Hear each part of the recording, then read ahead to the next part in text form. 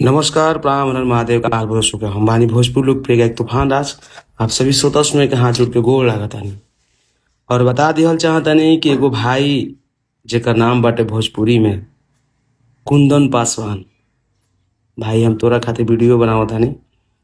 और जे भी हमार वीडियो क्लिप ही देख रहल बा भाई, आप सबसे विनती बा, अनुरोध बा कि केहू हमनी के बीच में मत आई। काहे ना हमारा पासवान समाज के कोई भी भाई हमार सिंगर होखस, आ काहे ना तूफान राज के फैंस होखो चाहे कुंदन पासवान के फैंस होखस।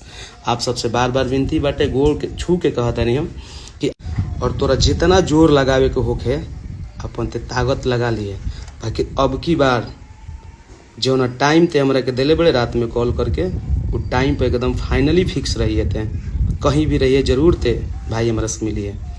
तो स्वागत खातिर भाई के जब भी जिंदा बा।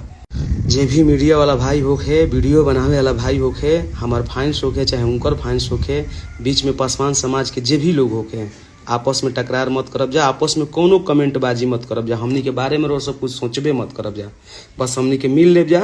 ओकरा बाद भाई के तनी गर्मी ठंडा और भाई हमरा के 4 तारीख के समय दिले बा। 4 तारीख के समय, आज लगभग 1 तारीख हो गई, 3 दिन समय बा। अभी फिलहाल हम अभी जहाँ भी बानी हम 4 तारीख के वेट करतानी। 4 तारीख के भाई एकदम बिंदास आओ, स्वागत बटे कुंदन पासवान जी।